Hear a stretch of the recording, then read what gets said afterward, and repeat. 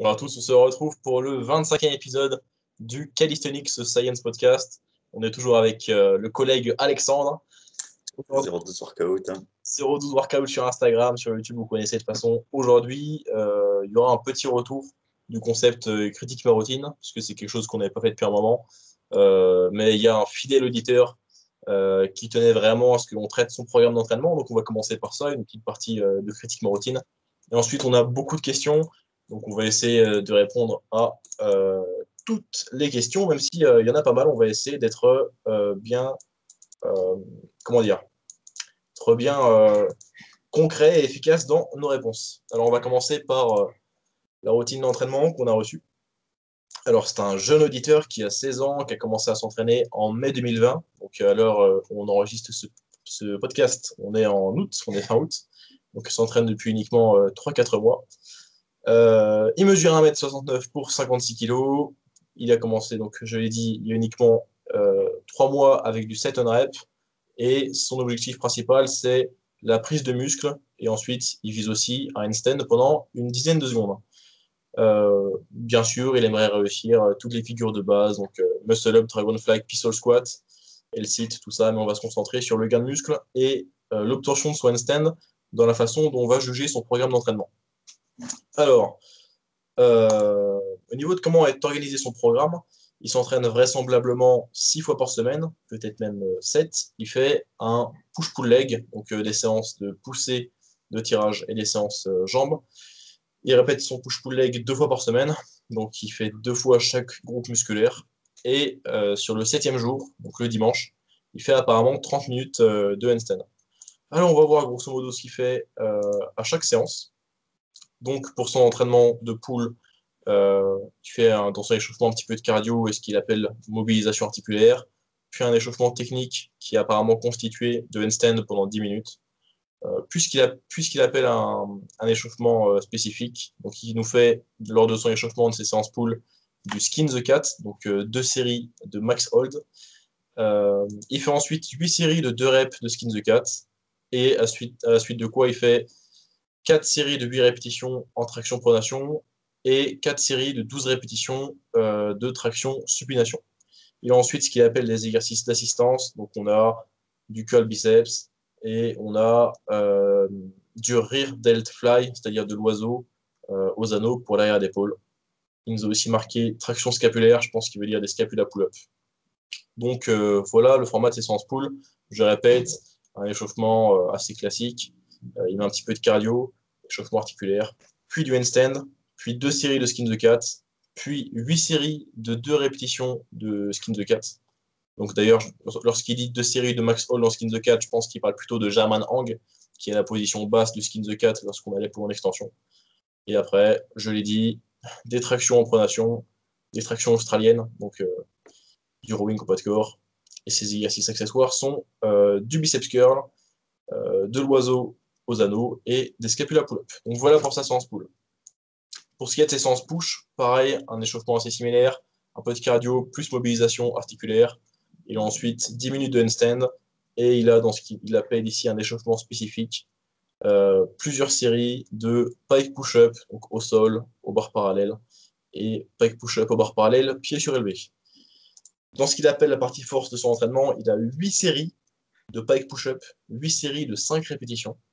Il a ensuite 4 séries de 12 pompes aux barres parallèles et 4 séries de 10 répétitions au dips. Et il nous dit également qu'il fait 15 extensions triceps à l'élastique à la suite de chaque série de dips. Donc je répète, il a 8 séries de pike push-up, donc 8 x 5. Il a ensuite 4 x 12 en pompe, 4 x 10 en dips. Et à la fin de chaque série de 10 dips, il a 25 extensions triceps à la bande élastique. Et dans la partie exercice d'assistance, il a ce qu'il appelle du tirage épaule scapulaire. Il m'a envoyé des photos, en fait, c'est du band pull apart. Donc simplement cet exercice où on fait une abduction horizontale. Donc on amène les bras derrière nous, on les fait passer de devant nous à derrière nous. C'est l'inverse de les écarter couchés, si vous voulez. Donc c'est pour les trapèzes, grosso modo. Et il a ensuite, en cool down, il a du grand écart. Et pardon, également dans ses exercices d'assistance, il a des extensions triceps, et il a des relevés de jambes en L-sit. Ok, donc je répète, le cœur de sa séance, c'est 8 x 5 en pike push-up, 4 x 12 en pompe, 4 x 10 en dips, et à la fin de chaque série de dips, il a des extensions triceps à bande élastique. Ok, maintenant pour ce qui est de sa séance jambes, toujours le même échauffement, il a du cardio, plus mobilisation articulaire, entre guillemets. Il a ensuite 10 séries de handstand, et son échauffement spécifique au bas du corps, c'est des squats, des fentes, des squats sautés, des fentes sautées. Dans la partie force de son entraînement, il nous a écrit qu'il fait 4 séries de 3 pistol squats assistés par jambe et 4 séries de dragon flag négatifs, donc 4 x 4. Parce qu'en fait, dans sa séance jambes, c'est à la fois jambes et abdos. Ensuite, il a 5 séries de squats plus fentes. Donc, je pense que ce qu'il veut dire par là, c'est que c'est un superset, c'est un biset. Et il a, après, je suppose, dans un autre biset, du Nordic Curl, donc du GHR, 3 séries de 10 en GHR et 2 séries de max hold en hollow body, avec 1 minute de repos.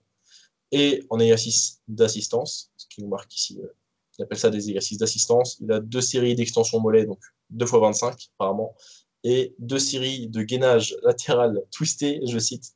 Donc je pense que c'est l'exercice qu'on appelle fréquemment des Russian twists. Donc apparemment 12 répétitions par côté et finit avec 1 minute de gainage frontal avec 45 secondes entre les séries. Et en cooldown, il a à nouveau des séries de grand écart pendant 5 minutes. Donc ok, on vous résume grosso modo les choses. Il s'entraîne en push-pull leg répété 2 fois par semaine. Sur ses séances push, il a 8 séries de pike push-up. Euh, ensuite combien 4 séries de pompes, 4 séries de dips, plus des extensions triceps à chaque fois, quelques exercices accessoires. Sur ses séances de tirage, il commence avec 2 séries max de skin the cat, puis 8 séries de 2 reps en skin the cat, suite à quoi il fait des tractions et des tractions australiennes en supination. Pareil, quelques exercices d'assistance pour les biceps et l'arrière d'épaule. Et je l'ai dit tout récemment, pour ce qui est du bas du corps et des abdos, il fait des pistol squats, euh, il fait des squats et des fentes, donc lesté avec apparemment 8 kg, c'est assez peu, du Nordic curl, du hollow body et des extensions mollets. Alors, Alexandre, déjà, qu'est-ce qu'on en pense d'un débutant qui s'entraîne 6 fois par semaine? Ok. Déjà, globalement, je trouve qu'il est impressionnant. Pour quelqu'un qui s'entraîne depuis 3 mois seulement, construire une routine comme ça à 16 ans, moi, personnellement, ça me laisse sur le cul aussi. Donc, il a beaucoup de bonnes informations aussi, hein, je suppose. Il nous a dit qu'il a regardé les vidéos d'Alexis Diabory aussi pour structurer un peu son programme. Et globalement, les exercices sont bien là. Franchement, c'est très bien. C'est très bien. Genre, après 3 mois d'entraînement à son âge, j'aurais jamais su faire ça. Après, on a manqué d'informations à l'époque aussi. Euh, Après, peut-être que tu faisais aussi qu'il faisait un peu de muscu ou quoi avant. Là, il a déjà quelques basiques, on va dire, un niveau correct ou quelqu'un qui est assez sportif de base. Donc, peut-être qu'il faisait déjà un sport, du bon sport avant. Et donc, ça pourrait peut-être expliquer le choix de ce volume d'entraînement que je trouve assez important, par séance en tout cas. Donc, il faisait du 7 reps avant. Donc peut-être que pendant ces 3 mois, ça fait un peu, il a peut-être fait des entraînements aléatoires de 7 reps en s'entraînant un peu comme un taré et en générant un volume énorme. Ce qui pourrait expliquer qu'il assume un peu ce volume et qu'il se sente encore bien. Mais même s'il récupère et tout, je pense qu'il gagnerait clairement à diminuer un peu le nombre de séries. Surtout si tu commences directement un programme comme ça en n'ayant pas construit progressivement ce volume. Je m'explique parce que le fait de passer par exemple, d'un entraînement normal à 8 séries d'un exercice spécifique, c'est assez intense. Donc, au début du programme, si tu n'as pas l'habitude de faire ce genre d'exercice, tu vas créer beaucoup trop de dommages. Peut-être qu'en skin de 4, avec le fait d'avoir 2 répétitions et que c'est un mouvement plus technique qui induit pas trop de fatigue, là, ça peut être pertinent. Pour les pike push-ups, c'est aussi assez technique. C'est vrai que tu ajustes facilement aussi l'intensité de cet exercice-là, mais en faire 8 séries, plus tout le reste, et même pour les tractions et tout, enfin pour les séances pool, ça fait quand même beaucoup de volume. Et pour quelqu'un qui s'entraîne depuis 3 mois, s'entraîner 6 séances de 1 heure et demie, ça paraît assez beaucoup. Après, ben voilà, il a 16 ans, il a peut-être fait beaucoup de sport avant, il est léger, donc il a peut-être une bonne capacité de récupération. Et c'est vraiment l'âge pour faire un maximum d'adaptation. Donc, qui dit qu'il vise 65 kilos l'an prochain, bah, c'est génial. Franchement, profite de ta première année, bouffe blindé, fais du volume. Vois si tu récupères, si tu progresses, bah, c'est parfait. Après, bah, optimalement, on te recommanderait peut-être de faire un peu moins de séries. Commence peut-être par 4 séries de pike, push-up et de skin de 4, seulement 3 ou 2 séries de pompes et de traction. Et puis, tu fais même chose pour les tractions horizontales et, euh, et après les pompes aux anneaux ou les dips que tu faisais. Et l'assistance, ben, c'est correct, c'est vraiment le bon moment pour remplacer. Tu es au début, donc profite vraiment de faire un maximum de masse musculaire, ça doit être ton objectif principal. Tes objectifs sont assez sensés aussi, donc c'est vraiment bien. C'est vraiment bien. Pour les jambes, ben, voilà, le niveau des exercices, ouais, donc les Skuneka, ça va te permettre de bosser déjà une petite partie technique. Tu fais beaucoup de handstand, ce qui est optimal. Tu as une bonne fréquence dessus en bossant 10 minutes, c'est parfait aussi. Tes échauffements, tes temps de repos et tout sont vraiment bien pertinents. Donc, ouais, c'est vraiment le volume qui est assez important. Pour un débutant qui s'entre à 3 mois, moi je te considère encore comme débutant, ben, je ne serais pas passé par un push-pull legs parce que tu vas avoir un stimulus que de 2 fois deux fois par groupe musculaire par mouvement sur ta semaine. Tu bénéficierais sûrement plus d'aller sur 3 fois, même voire 4 fois. Franchement, par exemple, tu pratiquerais 4 fois un petit superset, hein, disons, de skin de 4 et de pike push-ups, et puis tu enchaînes avec des sets pairés en traction et bah, pike push-up par exemple, ou traction et dips, et après tu terminerais par des autres exercices. Tu pourrais avoir presque autant de résultats en les faisant 3 fois semaine, et peut-être, comme j'ai dit, hein, donc diminuer à 2 ou 3 séries et les faire 4 fois semaine par exemple. Ça, si tu récupères bien, ça serait intéressant. Après, si tu aimes bien faire des longues séances d'1 heure et demie, bah, ça paraît assez intéressant. Mais le push-pull legs, je le recommande plus pour quelqu'un d'un peu plus avancé, qui s'entraîne, qui sait mettre un peu plus d'intensité sur sa séance. Parce que là, tu vas avoir une intensité peut-être moins importante, surtout sur tes exercices de fin. Et peut-être que tu vas générer un peu trop de volume sur une séance unique. Tu vas moins bien récupérer et donc potentiellement moins prendre en masse musculaire que si tu avais fait moins de séries et plus fréquemment. Donc voilà, c'est notre avis. Mais après, ce que tu as fait, c'est très correct. Pour les séances de jambes, bah, c'est très bien de vouloir un pistol squat après directement. C'est un bel exercice, défente et tout, c'est assez athlétique aussi. Si tu as un objectif de squatter lourd plus tard, et que tu as accès, bah, pourquoi pas essayer. Après, si tu as accès à du matériel, si tu n'as pas accès à du matériel, bah, c'est parfait. Si tu as accès à un peu de matériel, bah, peut-être essayer de commencer directement à faire du vrai squat. Souvent, on s'en mord les doigts de ne pas avoir commencé tôt. Et, mais voilà, c'est parce que les mouvements ne sont pas vraiment les mêmes que le pistol squat où tu as plus de rétroversion du bassin, tu as un bassin un peu plus fermé, tandis qu'en squat, ta colonne vertébrale reste plus neutre et c'est intéressant de développer directement là-dessus. Après, si tes objectifs sont purement calisthénie et que tu fais les jambes quand même pour être athlétique et tout, bah, c'est quand même très bien de les faire au poids du corps. Et combiner ça avec les abdominaux, bah, avec les abdos, ça c'est intéressant aussi. Tu peux mettre un peu plus d'intensité, comme tu le fais avec tes dragonnet flag et des exercices plus pour les obliques. Donc voilà, globalement, c'est très très bien. Euh, voilà, ce que tu pourrais modifier, diminuer un peu le nombre de séries, les construire progressivement avec le temps ou passer en full body, peut-être avec un peu plus de fréquence. Donc voilà, je sais pas ce que tu en penses, Morgan. Alors, je suis d'accord avec Alexandre sur le fait que il y a trop de volume. C'est l'impression que c'est toujours ce qu'on dit en fait dans les routines des gens, vous faites trop. Même, même, Soyez même, même feignants si on, comme moi, vous aurez des meilleurs résultats. ouais. Moi, par contre, même si on critiquait la mienne, peut-être la tienne, bah, en tout cas, sûrement la mienne, il y aura trop de volume aussi. Mais peut-être pas autant, quoi. Ça dépend. Ouais, ouais, ouais, non, les gens ils veulent faire trop, surtout quand ils écrivent ça sur papier sans l'avoir testé au préalable. Ouais. Il faut trop de volume. Enfin, alors déjà, ils programment trop de volume et ils font trop de volume, mais en fait, ouais, sur papier, ils se rendent pas compte que ce qu'ils ont écrit, ça fait beaucoup et ils savent pas qu'en réalité, ils ont jamais suivi un programme semblable à ce qu'ils écrivent sur papier. Donc il y a beaucoup de volume. Après, les objectifs sont assez bien choisis. Donc, comme l'a dit Alexandre, quand on débute, c'est bien de se concentrer sur gagner un maximum de biceps, de masse musculaire. Également, apprendre le handstand rapidement, c'est bien, parce que le handstand, ça prend beaucoup de temps. Donc, si tu vas avoir un niveau décent un jour, il faut vraiment commencer dès le début. Et également, ça peut être intéressant de commencer tôt le handstand, parce que ça va rapidement te sensibiliser à l'importance de la souplesse. Donc, que ce soit le pike stretch, pancake stretch, ton grand écart, donc il fait du grand écart apparemment, et également ta souplesse de flexion d'épaule. Également, ce qui est intéressant avec le handstand, c'est que ça va rapidement, ça va améliorer ta proprioception en fait. Ouais. Tu vas rapidement apprendre ce que c'est qu'un bon alignement et comment l'appliquer sur ton back lever ou ton front lever ou ta planche. Particulièrement beaucoup en planche et en back lever, où est-ce qu'on ne voit pas la position du corps comparé à un front lever.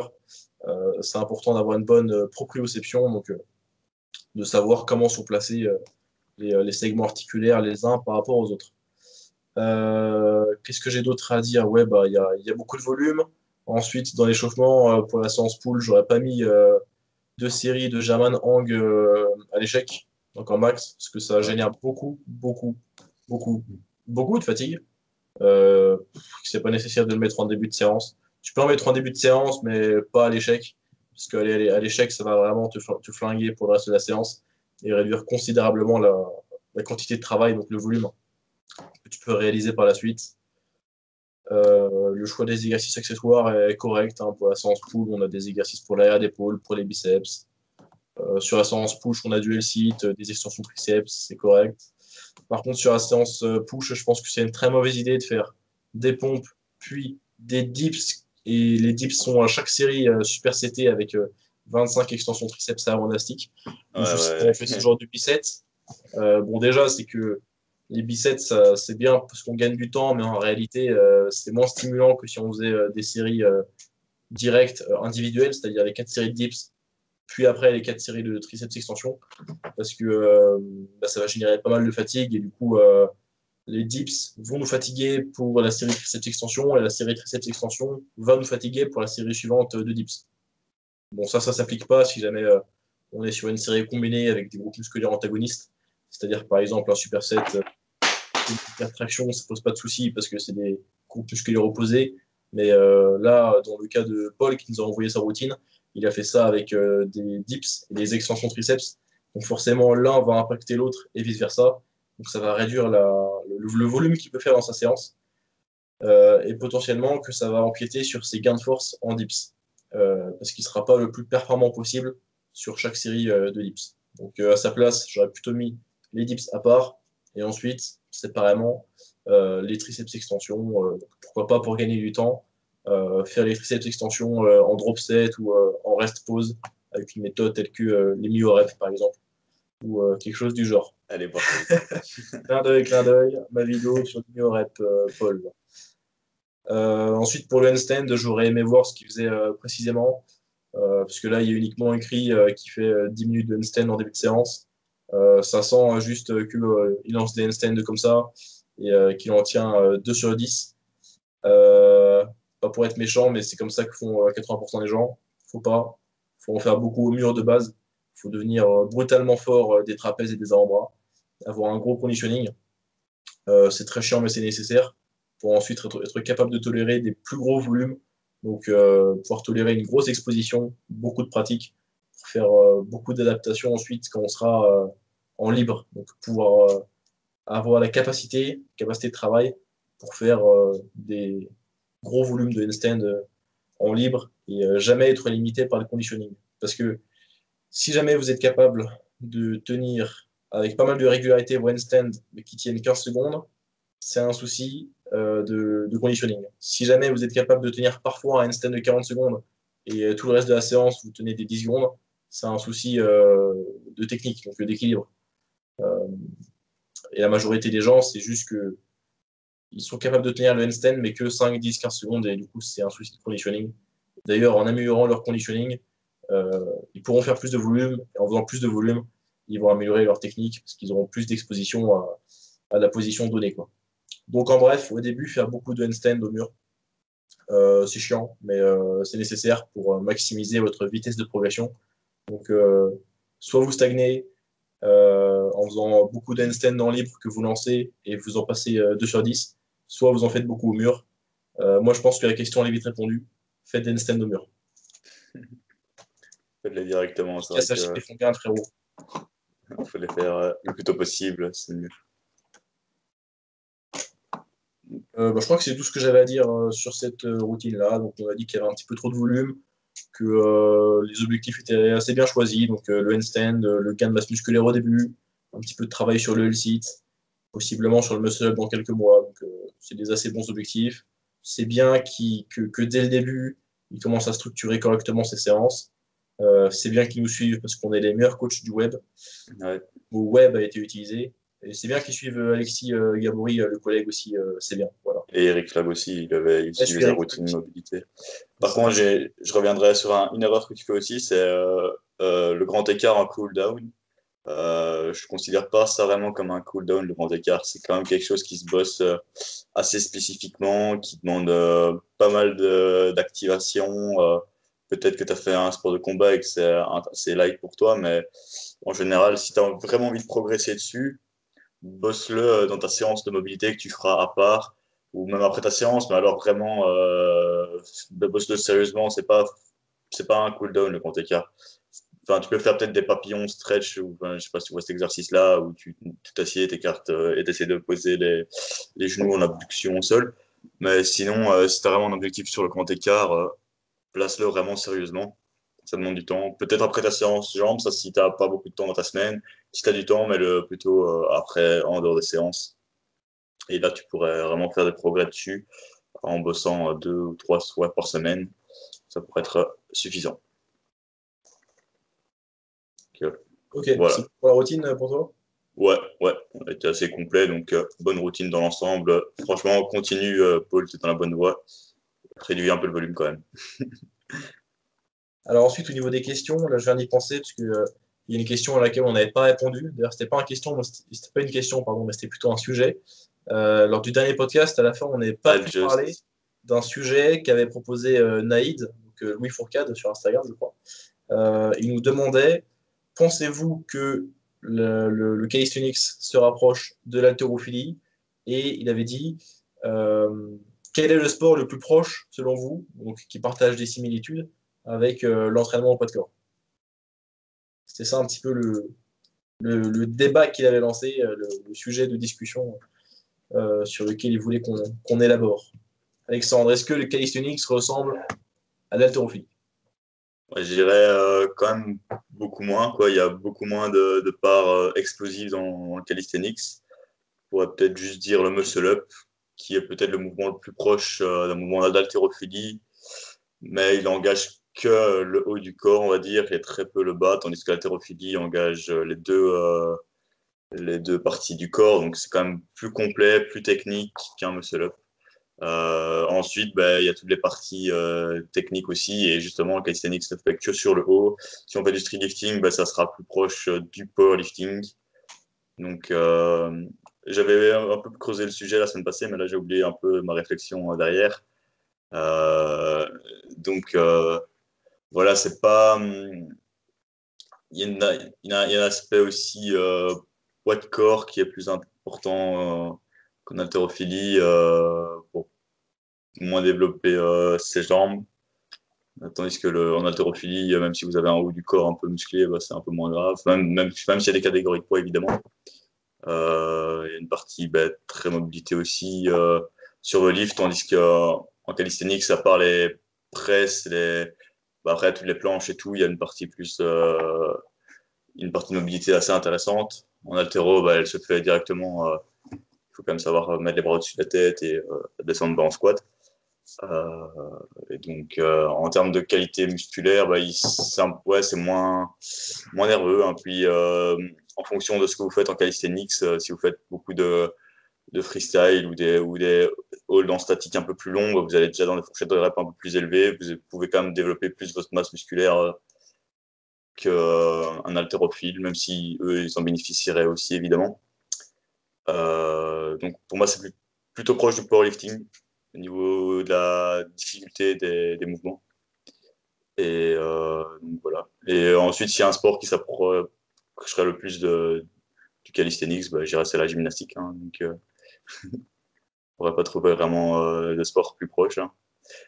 Ouais. Des sports qui ont des transferts sur le calisthenics, je dirais, avec notre ami Frinks, on avait développé des théories comme quoi les nageurs avaient des bons front levers, de bons mouvements de tirage. Moi, j'ai remarqué que les judokas aussi étaient pas mal. Les grimpeurs, évidemment. Les grimpeurs, en général, c'est tous des sports où ils travaillent parfois dans des fourchettes de rep, enfin des qualités de force plus importantes, particulièrement en tirage. Bah, dans les sports. Et par exemple, pour la poussée, bah, il y a un peu moins de sports. Peut-être seulement ceux qui font de la muscu ou du powerlifting qui seront plus à l'aise en poussée. Donc, donc voilà. Ouais, je suis d'accord pour dire que le calisthenics ne ressemble pas vraiment à l'haltérophilie, parce que l'haltérophilie, c'est quand même très explosif, c'est vrai qu'il y a beaucoup de puissance, alors que ce n'est pas exactement le cas sur l'entraînement au poids de corps, mis à part pour les muscle-up, parce qu'on ne peut pas avoir que la force ou que la vitesse, faut de la puissance, donc le compromis entre les deux. Grosso modo, le street lifting, surtout sur des 1RM, bien sûr, c'est extrêmement proche du powerlifting. D'ailleurs, même il y a un mouvement en commun qui est le back squat. Et pourquoi c'est très proche du powerlifting? C'est parce que c'est une durée d'effort qui est similaire. C'est un 1RM, donc souvent une répétition qui va durer entre 3 et 5-6 secondes, souvent, selon si on grind ou pas beaucoup. Euh, donc c'est des mouvements pas tout à fait similaires, même si on pourrait dire que dips ressemble au bench, etc. Bon, c'est plutôt la durée de l'effort qui me fait dresser cette similitude. D'ailleurs, ce qui est assez marrant, c'est que le powerlifting, en réalité, ça ne devrait pas tellement s'appeler le powerlifting, plutôt le strength lifting, parce que il y a pas trop besoin de power, en fait, pour faire comment on dit en français, de la force athlétique. Parce que le but, c'est pas de monter la barre vite, c'est juste de la monter avec beaucoup de charge dessus. Et si jamais votre barre monte vite, justement, c'est que c'est pas un RM, en fait, selon la relation force-vélocité. Donc, améliorer votre explosivité ne va pas directement améliorer votre force maximale. L'inverse, c'est certainement un petit peu plus vrai, d'ailleurs. Mais le powerlifting ne devrait pas s'appeler le powerlifting, mais plutôt le strength lifting. Donc, pour moi, le calisthenics ressemble beaucoup plus au powerlifting qu'à l'haltérophilie. Et bien évidemment, pour le côté chaîne cinétique fermée, ça ressemble beaucoup à la gymnastique. Donc, chaîne cinétique fermée, ça veut dire que c'est notre corps qui bouge autour de notre point de contact avec le sol, hein, donc que ce soit nos pieds ou nos mains, et pas l'inverse. Enfin, l'inverse, ce serait une chaîne cinétique ouverte, donc où est-ce que le corps, la majorité du corps reste fixe, et où est-ce que c'est uniquement une extrémité du corps qui bouge. Par exemple, des handstand push-up, c'est un exercice en chaîne cinétique fermée, et du TOP militaire, c'est un exercice en chaîne cinétique ouverte. Donc voilà, pour conclure un petit peu ce sujet de discussion, le sujet de Naïd, euh, je trouve que ça ressemble beaucoup plus au power qu'à l'haltérophilie. Comme a dit Alexandre, je suis assez d'accord. Pour ce qui est des sports qui semblent avoir un bon transfert vers la calisthénie, il y a beaucoup les grimpeurs, donc ceux qui font l'escalade, les gymnastes, bien évidemment. Il y a certains pratiquants de muscu qui arrivent avec des bonnes bases pour le calisthenics. Et ouais, ensuite c'est au cas par cas selon l'athlète, mais déjà, peu importe la discipline, arriver avec un minimum de masse musculaire, c'est toujours cool. Et ensuite, en quelques mois, apprendre à en faire un bon usage, ça va vous rendre rapidement très fort. Mais non, ça ressemble pas tellement à l'haltérophilie. À part pour un peu de muscle-up, parce qu'il y a le côté explosivité et pas mal de technique, mais à part ça, c'est assez éloigné. Yes. Alors, on va passer aux questions du jour. Tout à fait. Il y en a beaucoup. Donc, ouais, quelques-unes. Hein. Donc, ça va être un podcast probablement plus long que d'habitude. Environ 6 heures. 6 heures, hein, soyez prêts. On va pas te faire corps aujourd'hui. C'est le 25e, édition spéciale. Ok, donc il y a Nicolas Vervac qui nous demande quand j'ai des courbatures et que je m'étire après une séance, j'en ai encore plus. Pourquoi? Parce Ah, que. Voilà. parce que Question tu chaud. en as déjà. Alors, bon, déjà, c'est vraiment une mauvaise idée, en fait. Parce que lorsque vous avez des courbatures, bon, déjà, en fait, même la. Comment dire? Les courbatures, c'est assez mal compris. Et puis, même aujourd'hui, on n'est pas tout à fait sûr de tous les mécanismes derrière ça. Mais bon, on pourrait dire que c'est des micro-déchirures musculaires, grosso modo, et que c'est dans un processus de reconstruction. Et étirer ces groupes musculaires-là alors que vous avez des courbatures, bon, certains mythes voudraient que ça ait de la récupération, mais en réalité, pas du tout, parce que du coup, vous allez retarder cette récupération-là en ressollicitant ces fibres musculaires qui étaient en train de se reformer, de refaire comment dire, des points de suture, si vous voulez. Et du coup, bah, vous êtes en train de niquer tout ça si vous vous étirez alors que vous avez des courbatures. Donc, c'est tout à fait la pire idée de France. Surtout si c'est, je pense, des étirements balistiques, donc dynamiques. Donc, par exemple, des kicks pour étirer vos ischio-jambiers. Ça, ce serait la pire idée de France. Ensuite, bon, des étirements statiques, poussés à basse intensité, ça pourrait être OK, mais encore une fois, vous n'avez aucune raison d'en faire. Et oui, il y a beaucoup de chances pour que ça retarde votre récupération. Et c'est pas étonnant que notre cher Nicolas Vervaeke ait davantage de courbatures. Ça vient de Belgique, ça. Ah ouais? Vervaek. Ah là, C'est ça va, flamand, putain. néerlandophone. Merde, des intrus. Les Français, ils savent pas prononcer les noms de famille. On va l'appeler Nicolas, ça fera vraiment l'affaire. Bon, Nicolas, écoute-moi bien, fils. Tu vas arrêter de t'étirer après tes séances. Tu vas arrêter de t'étirer sur les jours où tu as des courbatures, car c'est tout à fait contre-productif, que tu ne seras pas dans les bonnes conditions pour faire des bons gains de souplesse, et bah, ça va davantage retarder ta récupération, en fait. Donc, je ne suis pas un expert en la matière. J'aurais aimé vous apporter davantage de connaissances, mais non, c'est pas la bonne idée. C'est Non. pas la bonne idée. Moi, je vais nuancer un peu tes propos. Oui, Euh, très bien.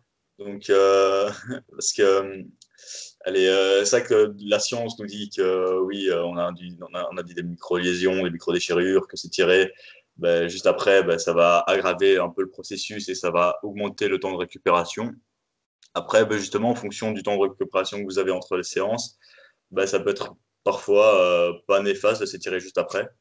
Donc, par exemple, si vous faites ben, comme le split d'avant, un push-pull legs, et que vous avez 3 jours de récupération, 4 jours avant de refaire une séance jambes, ben, parfois, ça peut être intéressant de profiter du fait qu'on a travaillé justement son, ses jambes, par exemple, sur sa séance, qu'elles soient déjà très chaudes et qu'elles soient bien étirées avec des mouvements que vous auriez pu faire pour gagner en souplesse, même en force. Par exemple, vous aurez été les squats complets, des good morning et des choses comme ça, où vous êtes bien étiré.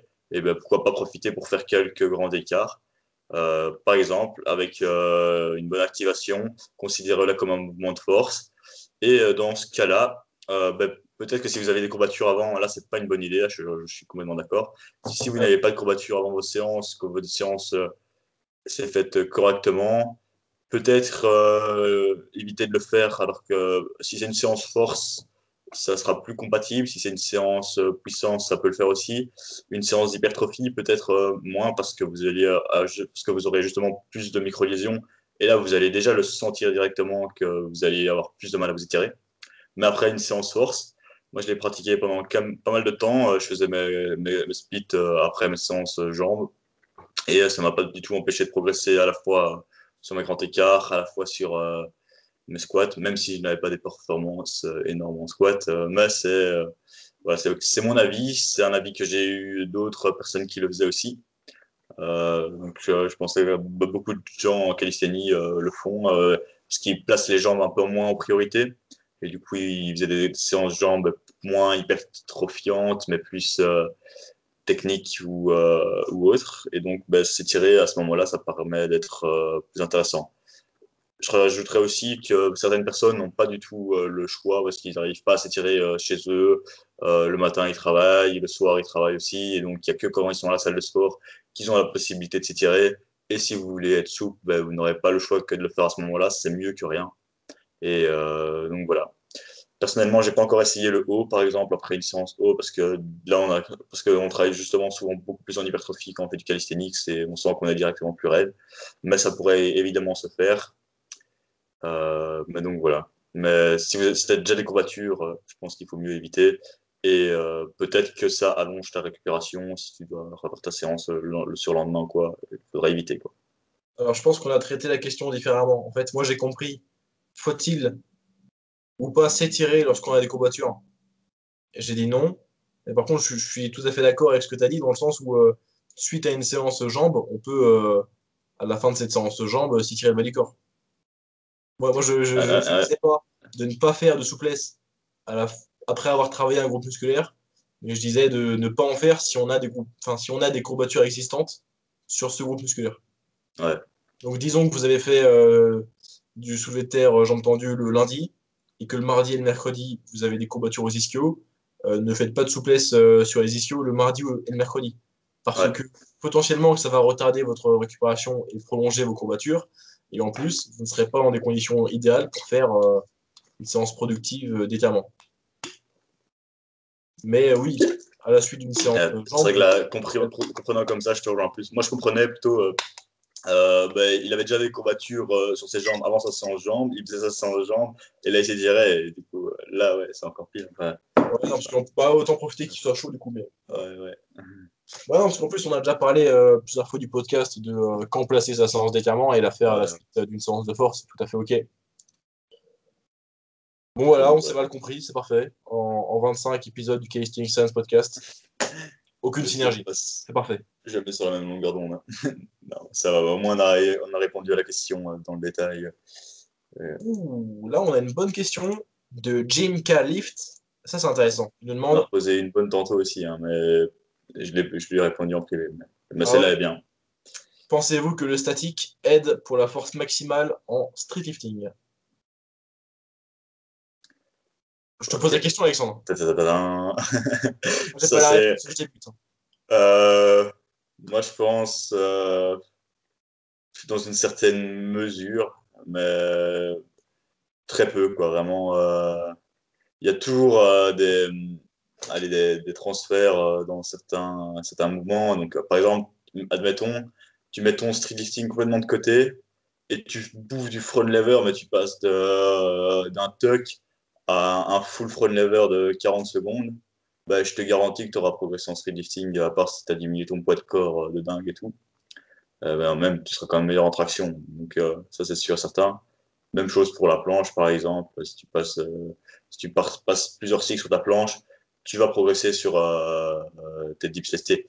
Après, si ton objectif c'est d'être recordman du monde en dips et que tu as vraiment envie de donner tout ton potentiel pour le street lifting, bah, moi je pense que non. Donc tu vas induire plus de il y a toujours une capacité de travail limitée, même si vous faites que ça. Et dès que vous allez rajouter du statique, même si c'est parfois des plans de mouvement un peu différents. Donc, par exemple, les tractions, c'est du tirage vertical et le front lever sera en horizontal. C'est un plan de mouvement différent, mais vous allez quand même travailler avec vos grands dorsaux dans tous les cas. Et donc, non. Mais après, c'est tout à fait possible de progresser dessus on va y revenir après comment maintenir aussi ces statiques en faisant d'autres objectifs et qui serait une prochaine question. Mais c'est tout à fait possible de progresser dessus et de minimiser les interférences entre ces deux trucs et de profiter l'une de l'autre. On pourrait très bien utiliser son street lifting pour augmenter son statique et à l'inverse. Même si à l'inverse, je suis un peu moins confiant. T'en penses quoi? Ok. Alors, déjà, c'est une question méga intéressante, parce qu'on a parlé beaucoup de fois de l'inverse, donc du street lifting permettant sur le long terme d'améliorer les statiques. Et là, il nous pose la question, pensez-vous que le statique aide pour la force maximale en street lifting? Alors, progresser en statique, c'est quoi?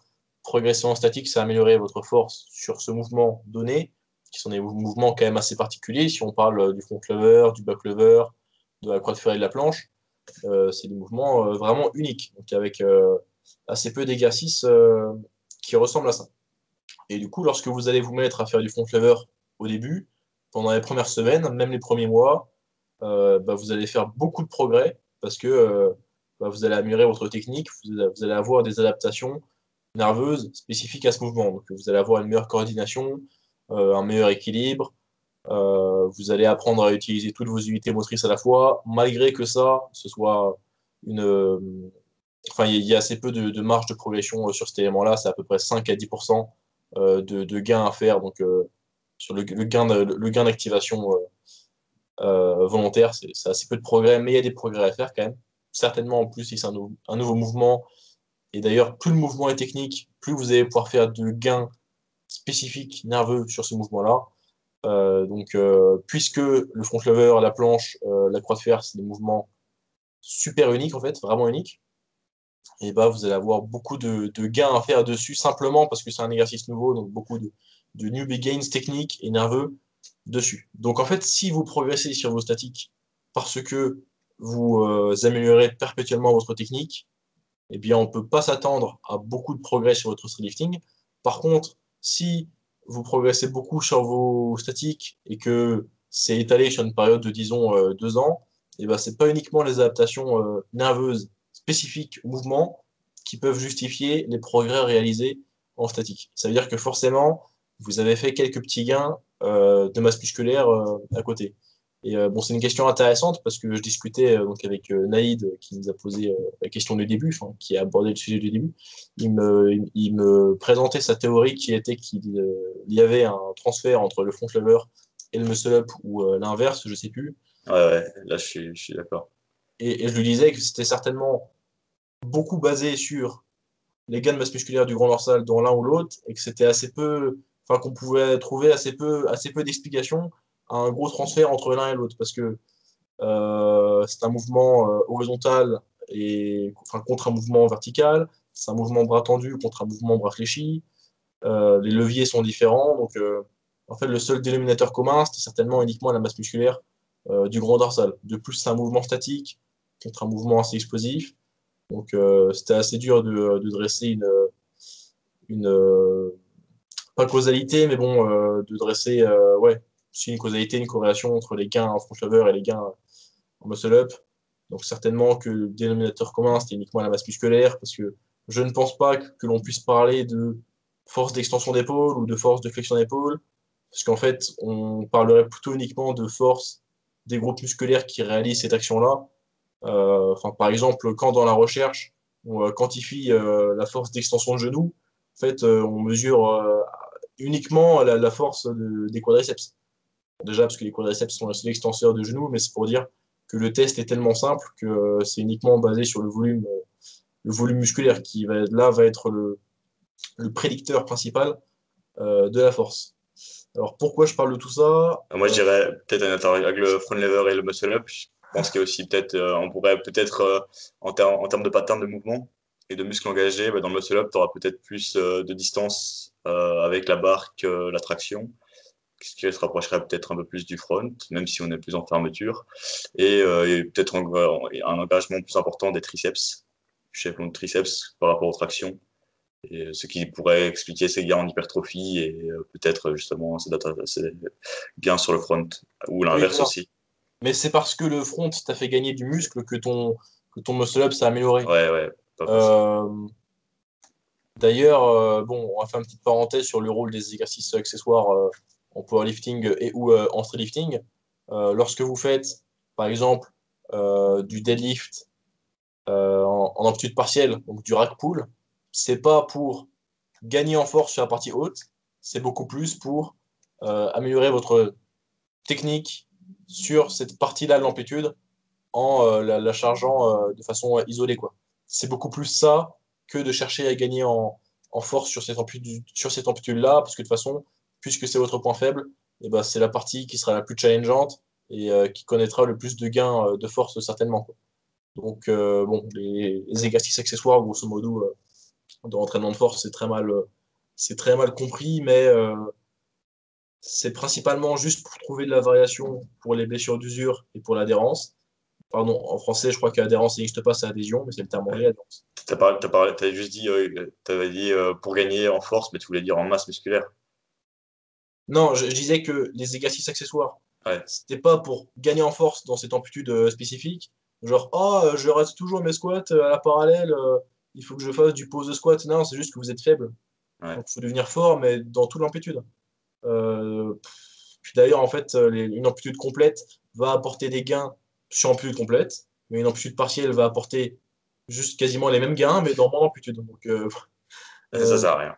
donc, en fait, le plus souvent, quand on fait des amplitudes partielles en exercice accessoire pour la force, vous vous tirez une balle dans le pied parce que vous utilisez des charges plus lourdes, donc plus fatigantes, qui apportent moins de bienfaits pour l'hypertrophie. Et du coup, bah, à la fois, ça apporte plus de fatigue, les charges plus lourdes, mais aussi, vous avez davantage de chances de vous blesser. Donc ça, c'était la parenthèse pour les exercices accessoires. En fait, la majorité du temps, les gens ne savent pas pourquoi ils utilisent des dips posés ou des dips à bande élastique ou des tractions posées, ou alors ils savent pas pourquoi ils font des tractions dead stop ou des tractions enchaînées, ou plein de choses comme ça. Ils savent pas pourquoi ils font du pose squat, ils savent pas pourquoi ils font du ADL. Voilà, tout ça. Ouais, bref, faudrait faire un podcast d'une heure et demie sur le sujet, ou alors je ferai des vidéos sur ça, mais les gens ne savent pas pourquoi ils font les choses. Donc, pensez-vous que le statique aide en force en lifting, aide en force max en lifting? Eh bien, grosso modo, non, c'est pas le meilleur choix. Hein. Si on veut améliorer notre lifting, on fait du lifting, mais en travaillant les statiques et en progressant sur les statiques, on peut certainement correctement maintenir notre lifting. Et si jamais vous voyez que vous avez progressé en lifting en ayant fait beaucoup de statiques, c'est certainement que le dénominateur commun, c'était le long de votre périple des gains de masse musculaire. Parce que c'est pas devenir plus synchronisé en front lever, euh, comprendre mieux la technique des handstand push-up, avoir une meilleure trajectoire au handstand push-up qui va vous rendre plus fort en dips, quoi. Non, c'est juste que vous allez gagner en force, pardon, que vous allez gagner en masse musculaire dans les triceps et le deltoïde antérieur. Et je me suis corrigé en disant gagner en force dans X ou X groupe musculaire, parce qu'en fait, la force d'un groupe musculaire, c'est quasiment uniquement sa masse musculaire. Yes. Prochaine question. Elle était assez complet. On va la passer. Par Ouais, contre, pour Ryu, combien de temps pour avoir le one arm handstand? Ça, c'est. alors, Vas-y. bah, déjà, on ne peut pas on ne peut pas dire car nous n'avons pas le one man stand. Nous ne l'avons pas en stock pour le moment. Veuillez revenir dans 2 ou 3 ans. Euh, Selon Tom Merrick, il est marqué qu'on peut l'avoir en 5 ans et 6 mois et 32 jours. ah oui. Et 25 jours. En fait, ouais, ça dépend du Non, point mais de c'est. départ. Mais bon, en fait, la majorité des dancers ont mis 2 à 3 ans à avoir le one man stand à partir du moment où ils étaient déjà bien à l'aise sur leur handstand à 2 bras. Et par bien à l'aise, j'entends des kick-ups réguliers sur des handstands de au moins 30 secondes, quoi. Et encore de 2 à 3 ans, c'est si vous vous y dédiez vraiment beaucoup, beaucoup, beaucoup. Alors pourquoi ça prend autant de temps le one-man stand? C'est que déjà, ça requiert beaucoup plus de force que ce que les gens pensent. Ça requiert d'avoir beaucoup, beaucoup de conditioning. Et en fait, si vous êtes déjà pas régulier sur vos entrées en handstand, donc peu importe que ce soit une entrée en kick-up, en tuck, en straddle, etc., ne pensez même pas au one-man stand, quoi. Il faut être flawless, on dira en anglais, Flawless, en handstand à 2 bras avant de penser à faire du one arm. Donc une forme vraiment très très qualitative, avoir une très très bonne capacité de travail, donc mettre sur commande des handstands de 1 minute, 2 minutes, ne jamais rater une entrée, etc. etc. Avant de se pencher sérieusement sur le one arm handstand. Donc ça prend beaucoup de temps parce que ça requiert beaucoup de conditioning, le temps de construire beaucoup de force et beaucoup d'endurance. Et ensuite, c'est extrêmement technique puisque c'est un exercice full body qui requiert une coordination et une précision vraiment microscopique. Ça prend énormément de temps, le temps de construire suffisamment de force et aussi de souplesse pour améliorer votre alignement. Et ça aide aussi beaucoup d'avoir un grand écart latéral. Je crois que, enfin, en anglais c'est middle split.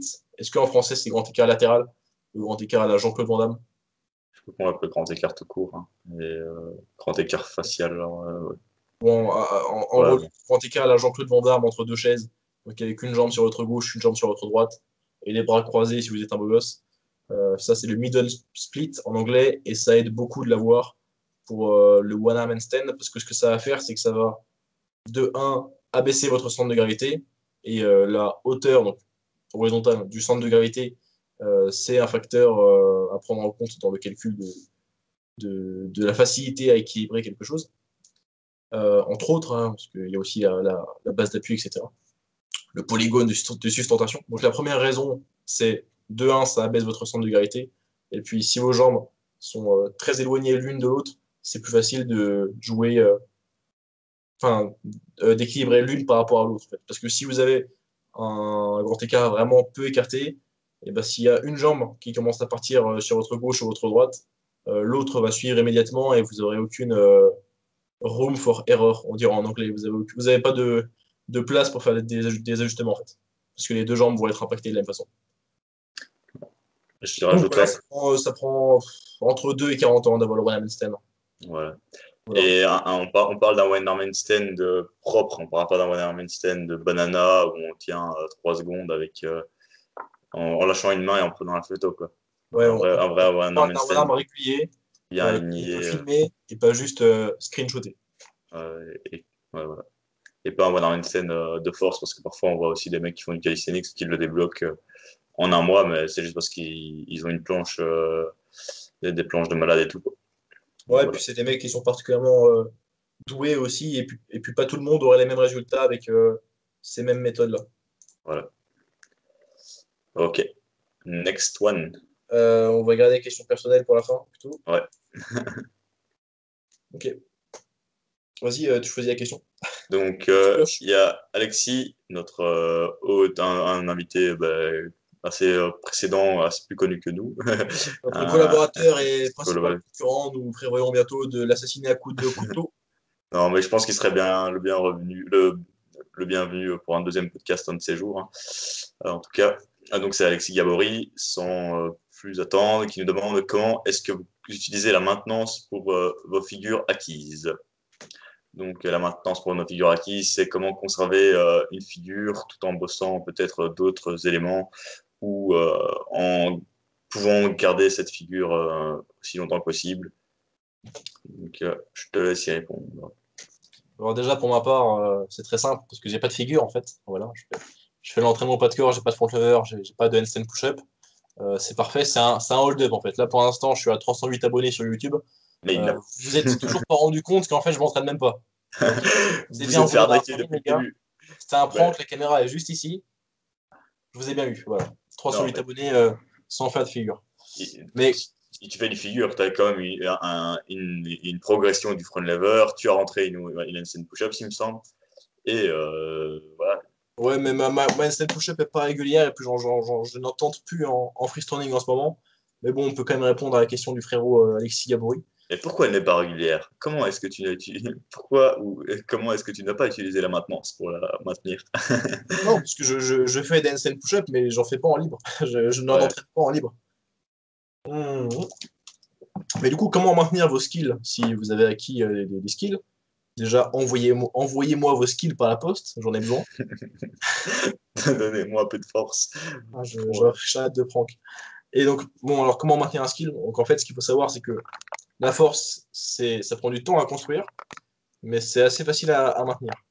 Et ce dont on va avoir besoin pour maintenir nos skills, eh bien, c'est de maintenir la partie technique. Parce que tant que vous conservez votre masse musculaire, il n'y a pas de raison que vous perdiez en force, à condition que vous mainteniez une haute intensité absolue, ou une intensité absolue uniquement suffisante, et que vous travaillez le mouvement en question. Donc, ce que ça veut dire tout ça, c'est que vous pourrez maintenir votre front lever tant que vous ne perdez pas de masse musculaire dans le dos, et que votre poids de corps, grosso modo, reste assez identique, hein, et que vous continuez de pratiquer un petit peu de front lever pour, entre guillemets, vous souvenir comment on fait. Donc uniquement maintenir vos adaptations nerveuses slash techniques. Et ça requiert pas beaucoup de volume, ça requiert pas beaucoup de fréquence, et ça requiert pas beaucoup d'intensité relative non plus. Donc l'intensité relative, c'est la proximité à l'échec.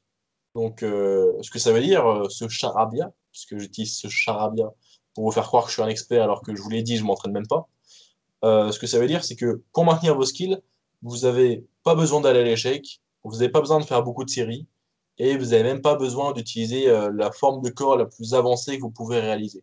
Donc si vous êtes capable de faire un front lever complet de 10 secondes, eh bien vous pouvez très bien maintenir votre front lever en faisant 2 à 3 séries 2 fois par semaine avec un straddle front lever de 8 secondes.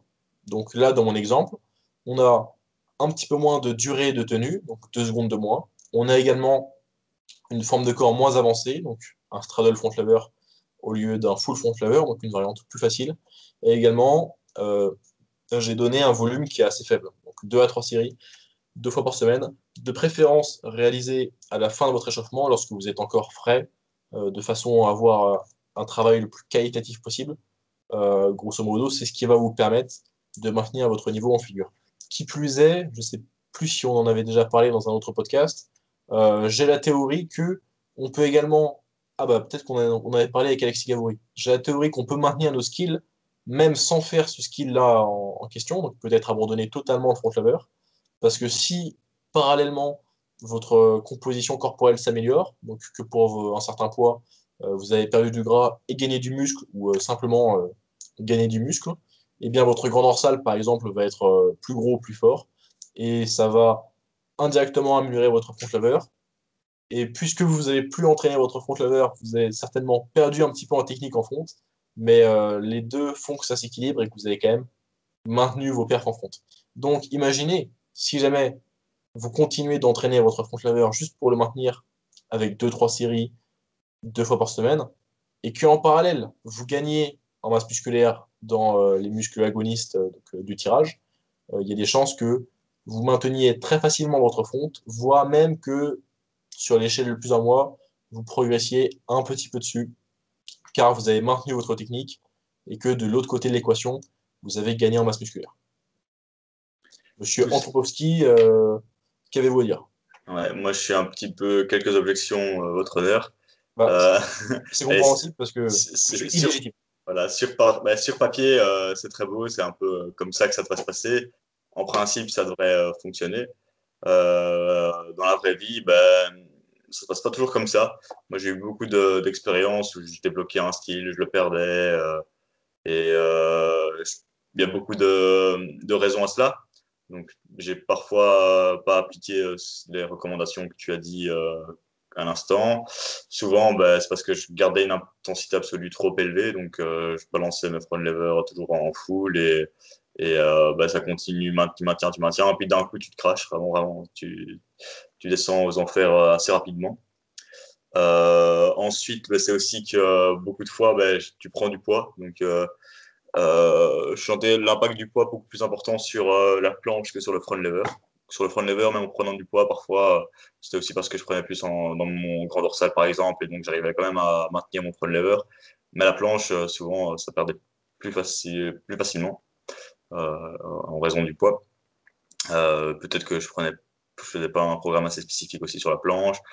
Beaucoup de changements d'objectifs, hein. Donc parfois, on passe plus sur un objectif de street lifting et donc on n'arrive plus tellement à maintenir ça, même si on les pratique encore, ben, une mauvaise utilisation de cette maintenance ça fait qu'on les perd assez rapidement. Souvent, il ne faut pas avoir peur parce qu'on regagne très vite ses figures. Maintenant, vraiment, pour la maintenir, ben, il faut essayer d'appliquer ses recommandations. Euh, Ensuite, parfois des blessures aussi, des blessures d'usure aussi quand on garde une intensité trop élevée dessus. Euh, je pense au front lever, oui, je crois que j'ai vraiment eu une blessure qui m'a gêné pendant 2 ans dessus. Et donc je l'avais débloqué, j'étais content, je l'ai lancé pendant 6 mois, presque une année, on va dire, tout en faisant du set and reps, du street lifting à l'époque, des choses comme ça. Et après, me suis blessé dessus et je ne pouvais plus du tout le faire pendant 1 an et demi parce que j'ai gardé une intensité trop élevée dessus. Donc voilà, ça c'est un peu mon cas pratique dessus. Ensuite, il y a aussi une autre raison, c'est que on va souvent faire après des phases de skill et tout, on se dit, ah, maintenant il est temps que je refasse un peu d'hypertrophie et de masse musculaire. Et donc, on bourrine le volume, et donc un volume d'entraînement beaucoup trop important, ce qui va faire qu'on va générer une fatigue assez importante. Et si vous n'avez pas adapté la progression de votre skill pendant cette phase de volume, ben, vous allez automatiquement le perdre. Et même si vous avez adapté cette progression, c'est très très dur quand même de la maintenir pendant votre phase d'entraînement. Et donc, voilà.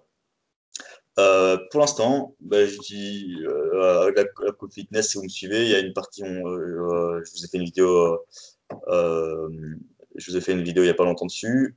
Ben, ils utilisent justement des mouvements techniques supportés, on va dire, où on met par exemple son pied en front lever sur une barre, ou alors on pourrait utiliser un élastique sur sa progression de front, avec 2, 3 séries, 2, 3 fois semaine.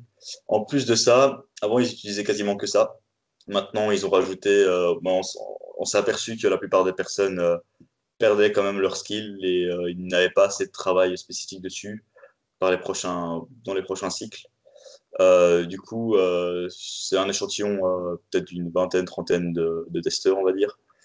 Euh, mais ensuite, pour corriger ça, ils ont rajouté une partie technique très importante dans le skill. Donc, il y a, en plus des versions supportées, il y a des versions non supportées, donc des statiques de base. Donc, vous rajoutez juste, par exemple, si vous avez une straddle planche, vous rajoutez juste des advanced stock planches de 5 secondes plus ou moins, 2 séries de nouveaux, et puis vous faites des mouvements un peu concentriques ou bras pliés aussi. Vraiment bosser sur des parties du mouvement où vous sentez que vous avez des lacunes. Donc, par exemple, vous avez du mal à contrôler la phase descendante d'un handstand, d'une planche, vous pouvez vraiment bosser ça avec une intensité faible. Donc, si vous faites des handstands à deux planches alors que vous avez une full ou une straddle, ça sera assez faible. Même chose pour un front. Donc voilà, ça permettrait de travailler un peu des améliorations techniques tout en focusant sur autre chose. Et donc, je te tiens au courant si j'arrive à maintenir mes figures, parce que là, c'est un peu un test. Et certaines personnes, comme Morgan disait, qui ont changé leur composition corporelle pendant le cycle de volume, ont complètement progressé dessus. Moi, personnellement, là, je reste à un poids stable et je sens que mes figures restent. Franchement, j'ai encore mon front lever. J'ai encore ma straddle planche, je pense que je l'ai perdu là. Donc voilà, mais après je l'avais pas eu très très bien non plus. Donc c'était vraiment un hold de 3 secondes. Donc c'était encore. C'est pas comme si c'était un hold de 5 à 10 secondes non plus. Donc voilà, peut-être que si tu as un front lever de 10 secondes et que tu appliques cette méthode-là, il y aura clairement moyen de bien le maintenir. Donc voilà, j'espère avoir été assez précis. Donc globalement, 2 fois par semaine, avec une intensité que tu puisses le maintenir sur la durée, sur ton cycle entier, ça devrait être correct. Voilà. Ouais, je suis tout à fait d'accord avec le témoignage de Seigneur Alexandre Antrobowski. Parce que c'est quand même un sujet sensible, je trouve, là, le gain de figure en calisthenics. Enfin, Ouais. c'est vraiment une question, même aller au workshop avec Daniel, on lui a demandé un peu et tout. Lui aussi, évidemment, il perd quand même pas mal ses figures et tout. Par contre, parfois, j'allais dans les parcs en Belgique, je voyais des types, quoi, t'as eu un front et tu l'as perdu, mais tu rigoles. Moi, j'ai eu mon front et maintenant, je le perds plus jamais et tout. Et les gens, ils te prennent un peu pour un fou parfois. Il y en a qui comprennent pas. Parce que c'est des gens qui restent très spécifiques toute l'année. Et ouais, peut-être qu'ils font chaque fois un petit surentraînement dessus, mais vu qu'ils ne changent pas d'objectif, ils vont bien le maintenir. Mais nous, quand on a une approche un peu, on se dit on va faire des adaptations sur autre chose et qu'on laisse un peu le mouvement de côté, c'est quand même très important de savoir le maintenir. C'est tout un dilemme et tout un sujet très intéressant. Je pense que ça, on doit encore évoluer là-dessus, à mon avis, pour avoir une vraie base. Alors pour ma part, bon, si on peut appeler ça une figure, je continue de progresser sur ma press to handstand, malgré que j'en fasse assez peu. Je dois en faire peut-être 2 fois par semaine, 3 à 5 singles, quoi, donc c'est assez peu. Euh, Ça continue de s'améliorer parce que à côté, je progresse en handstand, donc en endurance et en force en handstand, euh, et également en régularité sur mon handstand toujours. Et aussi, je progresse en pancake stretch. Et du coup, j'améliore ma compression. Enfin, quoique en réalité, genre sur la press to handstand, c'est pas vraiment tout à fait la compression parce que ça requiert pas trop de force des fléchisseurs de hanches. C'est pas ça le facteur limitant comme ça le serait sur un L-sit ou un Mana par exemple, le V-sit. Mais en bref, en améliorant ma souplesse c'est-à-dire les adducteurs au jambier, les adducteurs et les ischios jambiers, je parviens à continuer d'améliorer ma presse. Et j'ai récemment eu là une pike press to handstand, donc je continue de faire des gains dessus sans spécialement en faire. Donc si jamais vous développez individuellement les composantes d'un skill, eh bien vous allez pouvoir plus facilement maintenir ce skill-là en théorie. Ok, on va passer à une autre question. On en a encore quelques-unes. Nous avons Ronan, fidèle écouteur des podcasts, auditeur des podcasts, Je écouteur fais sur du Windows. podcast. Il nous parle de la règle du 1 pound, donc une livre est égale 3500 calories, est-elle fiable? Si oui, comment la mettre en place? Alors, je vais expliquer un petit peu ce que ça veut dire, cette question. Euh, En fait, ça signifie, est-ce que une livre de gras correspond à une valeur énergétique de 3500 kilocalories? Parce qu'il faut savoir qu'en fait, dans, comment dire, 1 gramme de lipides, c'est dense en calories, ça contient 9 kilocalories. Dans 1 kilo de tissu adipeux humain, on n'a pas 100% de lipides dedans, ce qui fait qu'on doit avoir autour des peut-être 80% de lipides dans 1 kilo de tissu adipeux, enfin dans une certaine quantité de tissu adipeux, ce qui fait que dans 1 kilo de gras, on n'a pas 9000 kilocalories, on a plutôt quelque chose autour des 7700, 7800 kilocalories. Euh, et du coup, 7800 kilocalories pour 1 kilo, ça correspond à peu près à là, c'est 3500 calories pour 1 pound de gras. Alors, pourquoi il nous pose cette question, Ronan? Certainement parce qu'il est en train de lire un livre de nutrition, je pense, je crois qu'il il est en train de lire La pyramide de nutrition de Eric Helms. Et Eric Helms nous parle de ce concept pour planifier le déficit calorique sur notre semaine.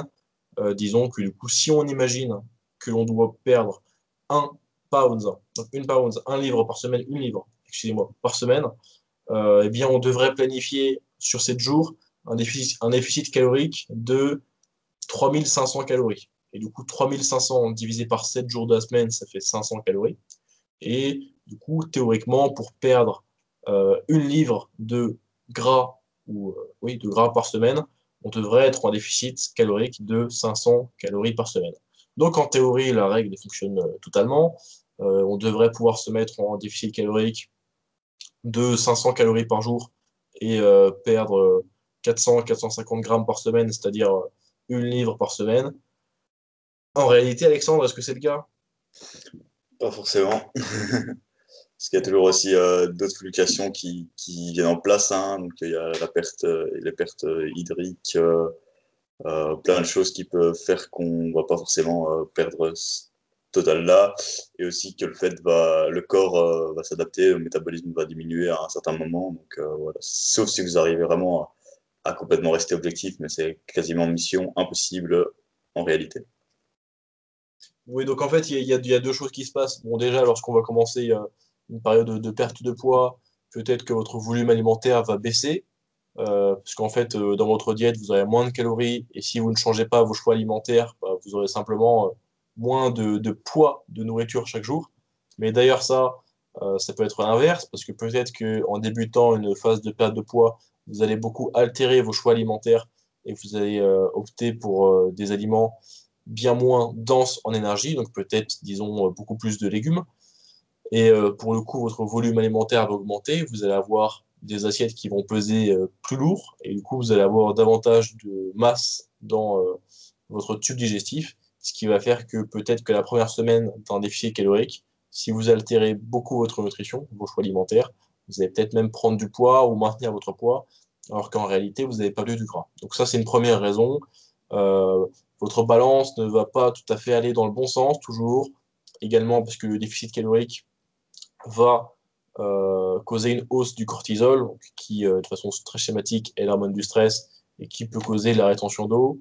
À l'inverse, vous allez aussi peut-être perdre du glycogène, et sachant que 1 gramme de glycogène est stocké avec environ 3 grammes d'eau, vous risquez de perdre de l'eau aussi. Donc en fait, C'est vrai lors que de la souvent, première semaine, ou alors même des 2 premières semaines d'un déficit calorique, la balance va faire tout et n'importe quoi. Vous allez prendre et perdre du poids, alors que ce ne sera pas ce qui sera prévu au vu de votre équilibre énergétique. Donc au début, il ne faut pas trop surveiller la balance. Donc ça, c'est la première raison, parce qu'avec les changements alimentaires et le fait de passer en déficit, il peut se passer des petites choses du type, même si vous vous hydratez différemment. Première raison. Et deuxième raison, on ne peut pas tout à fait s'attendre à perdre une livre par semaine à l'infini avec un déficit de 3500 cales par semaine, qui est, on rappelle, 500 cales par jour, parce que comme l'a dit Alexandre, il va y avoir des adaptations métaboliques. Donc les adaptations métaboliques, ça va être par exemple vos mitochondries qui vont devenir bien plus efficientes. Donc les mitochondries, c'est un petit peu l'usine énergétique des cellules. Du coup, vous allez être capable de faire, donc de créer, de générer davantage d'énergie avec moins de contenu, moins de calories, moins de matière. Donc voilà, vos mitochondries vont être plus efficientes. Également, votre leptine, votre gréline vont faire tout et n'importe quoi. Donc la leptine et la gréline, ce sont des hormones qui gèrent la satiété, donc la sensation de faim. Et ce que ça va faire, c'est, par exemple, la leptine, il me semble que, elle stimule l'utilisation du tissu adipeux, comment on dit, brun, marron, je sais plus. Brin, brin. Et ce qui est intéressant avec ça, c'est que l'utilisation de ce type de gras produit beaucoup de thermogénèse, que du coup, cette production d'énergie-là dépense à elle seule de l'énergie. Du coup, si jamais vous utilisez un petit peu moins vos tissus adipeux bruns, euh, donc bien que vous utilisez du coup d'autres sources de gras à côté, eh bien, il n'y aura pas cette thermogénèse-là qui est en fait une perte d'énergie qui, dans notre cas, est souhaitable, parce que ça nous permet d'avoir une plus haute dépense énergétique. Une autre chose qui va se passer lorsqu'on on commence un déficit calorique, c'est que très souvent notre NEAT va baisser. Donc NEAT, c'est Non-Exercise Activity Thermogenesis. C'est toutes les activités physiques spontanées que l'on réalise au quotidien qui ne sont pas dans la case de l'activité physique encadrée et explicite. Je m'explique. La NEAT, c'est vous qui tapotez du pied en attendant votre pain à la boulangerie. La NEAT, c'est vous qui prenez les marches plutôt que l'escalator. La NEAT, c'est vous qui allez tourner en rond dans l'ascenseur. La NEAT, c'est vous qui allez spontanément décider d'aller marcher pendant que vous êtes au téléphone. C'est tout ça. On ne s'en rend pas compte. C'est spontané. C'est pas vous qui décidez. C'est plutôt votre esprit qui fait lui-même ces petites choses. Et lorsqu'on commence un déficit calorique, votre corps va être un petit peu plus feignant, donc parce que c'est un mécanisme pour lutter contre la perte de poids, pour lutter contre cette condition de famine qu'a imposé à votre corps, parce que vous voulez des veines sur les abdos pour la plage, pour être un beau gosse.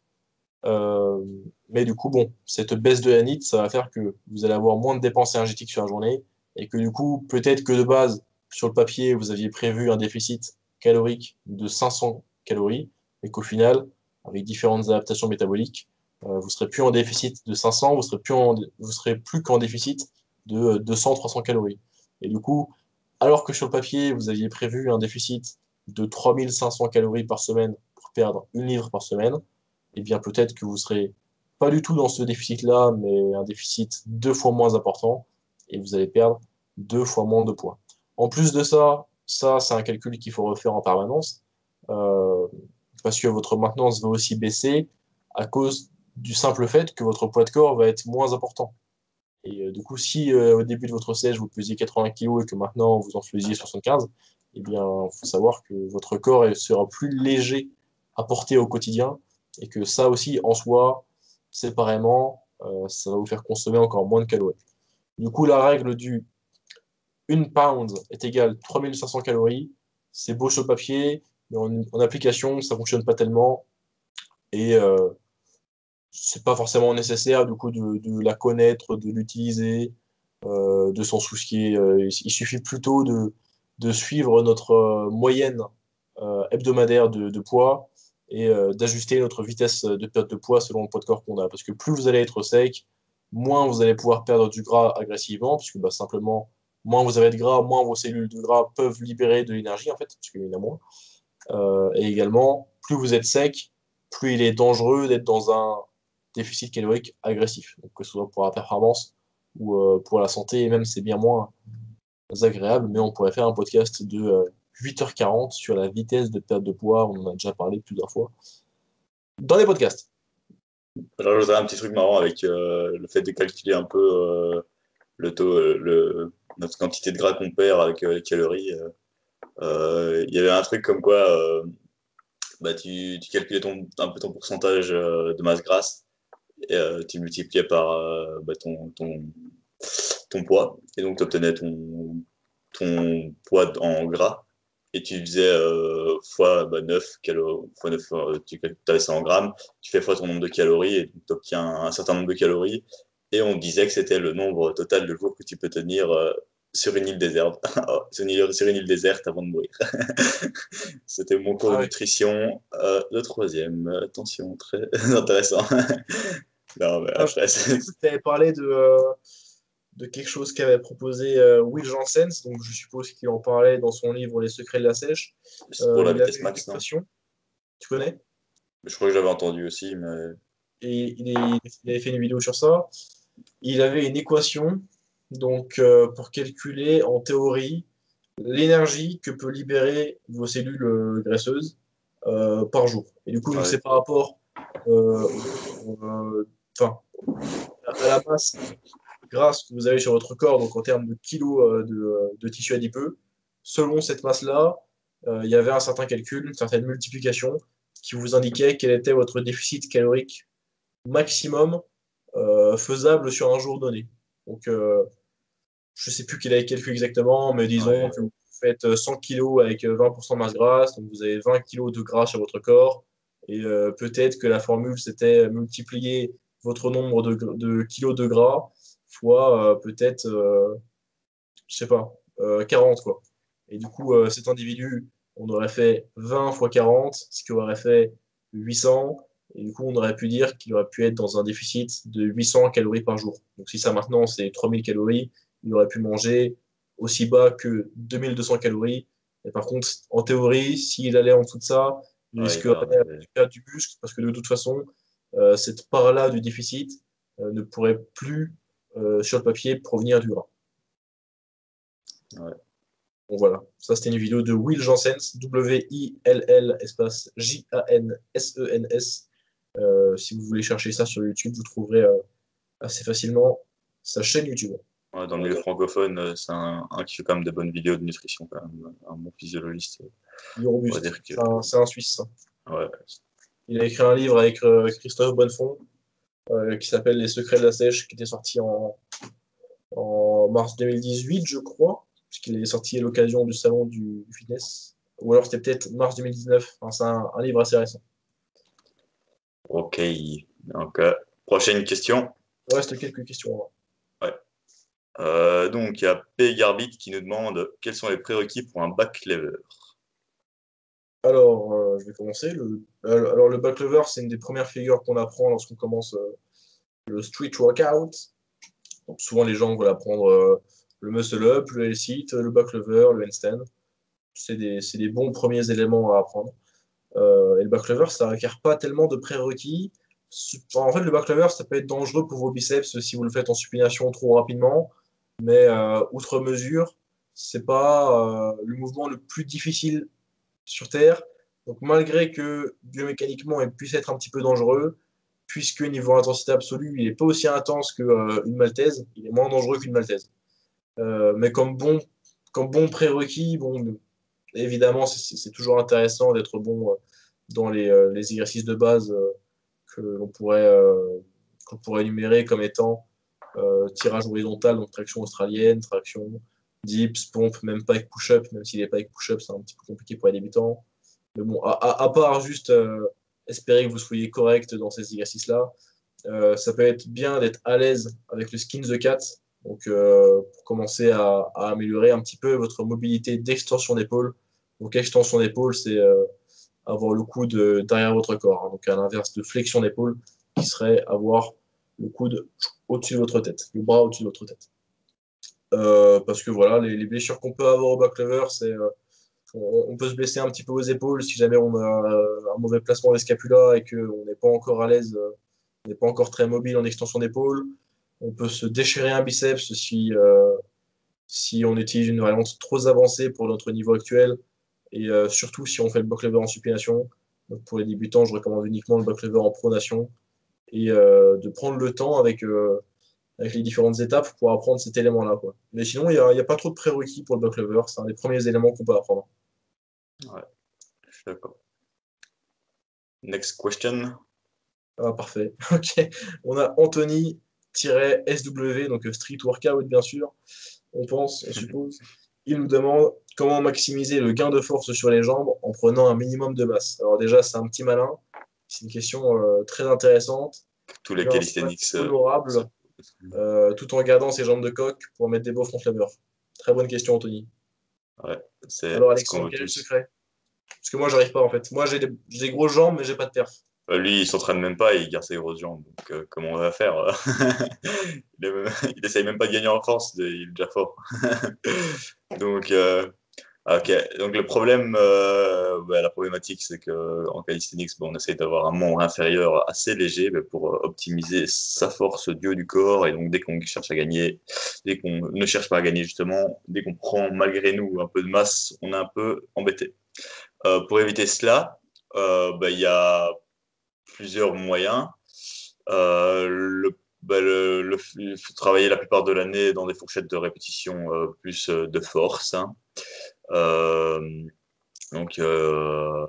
travailler en dessous de 5 reps avec peu de séries et tout en espérant gagner là-dessus, en améliorant votre technique sur vos mouvements, en améliorant votre mobilité parfois. C'est vraiment concentrez-vous pas mal là-dessus, votre puissance peut-être, des mouvements assez explosifs. Le problème, c'est que si vous n'avez pas un minimum de masse, vous allez avoir un minimum de force. Hein. Donc, si vous n'avez pas non plus, si vous avez des jambes vraiment de coq, comme on disait à l'instant, vous auriez peu de chances d'avoir un bon squat, sauf si vous êtes vraiment costaud, si vous avez une bonne morphologie pour faire des squats assez lourds. Donc, si vous avez des segments un peu plus courts. Une autre solution, c'est peut-être de travailler beaucoup plus vos lombaires, par exemple, des mouvements plus accessoires. Hein, parfois, si vous avez des bons obliques, ça peut aussi aider à bien squatter. Si vous avez si vous augmentez un peu votre tour de taille, ça peut augmenter. Peut-être que ça ne sera pas non plus optimal pour la calisthénie non plus. Et donc, ouais, vraiment essayer de minimiser vraiment le travail d'hypertrophie. Je pense qu'il faudra quand même en créer. Il faudra quand même, si vous voulez quand même progresser sur la durée, en squat, essayez quand même de privilégier des phases d'hypertrophie, peut-être minime, quoi. Donc, avec une fréquence de 1 fois ou 2 semaines pendant la phase d'hypertrophie, assurez-vous de gagner le minimum syndical. Et après, essayez de convertir ça en force en travaillant la plupart de l'année sur de la force. Hein.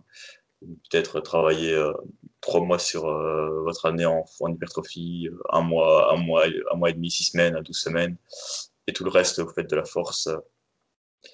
Et donc, voilà. Peut-être privilégier aussi la variation d'exercices, c'est de gagner en front squat ou parfois des autres exercices, quoi, qui vous permettent d'augmenter un peu, améliorer un peu votre technique et votre mobilité. Ton micro est coupé. Ouais. Ouais, j'avais mon micro désactivé. Oui, alors, pour la variation d'exercice, vraiment un tout petit peu, parce que il faut juste ce qu'il faut pour vous permettre de maximiser votre technique en squat. Mais il faut quand même passer. Enfin, du coup, vu qu'on cherche à limiter le volume d'entraînement sur les quadriceps au global, par exemple, et d'avoir le plus possible dans le volume qu'on attribue aux quadriceps, d'avoir là-dedans le plus de séries de squats possible pour avoir le plus de pratique du squat possible.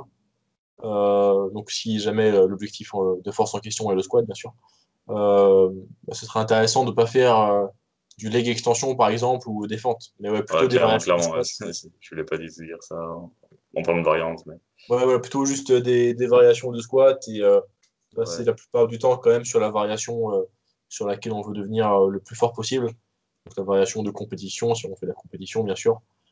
Au niveau des fourchettes de rep, ouais, plutôt être sur des fourchettes de rep basses qui vont maximiser les adaptations de force sur le court terme, tandis que idéalement sur le long terme, pour être le plus fort possible en force absolue, on travaillerait différentes fourchettes de répétition pour aussi maximiser l'hypertrophie. Et du coup avoir plus de viande pour squatter plus lourd, parce on a littéralement plus de tissu pour effectuer le mouvement, quoi, plus de tissu contractile. Mais ouais, quoi. Faut principalement pratiquer le mouvement en question avec une haute spécificité, donc au niveau du matériel utilisé, au niveau de l'intensité absolue, du coup faire des singles, faire des triplés, garder un volume assez faible, et c'est tout, quoi. Yes. Ok, maintenant on va passer aux questions un peu plus fun. Donc on a DLMG Antoine qui nous dit Vive les handstands, Momo, Ouais. tu es beau. Ouais, en fait, donc, Antoine d'Allemagne, hein, parce que DLMGN, voilà, c'est Antoine d'Allemagne. Bon, c'est un pote de la salle, je lui ai fait une dédicace, parce que je sais qu'il écoute le podcast. Parce que ce chien de la casse a écouté les 24 podcasts en l'espace de 14 jours, un truc comme ça. En un jour. Alors, il est vraiment trop, il est vraiment trop chaud. Il a écouté 40 heures de podcast en 20 heures de temps. Il est très très fort. Non, en Nice. vrai, ouais, il a vraiment tout écouté. Et bah, il s'est mis à faire du handstand il y a peut-être 2 mois, quoi. Et le mec est vraiment addict comme jamais, quoi. Il m'en parle au quotidien. C'est incroyable.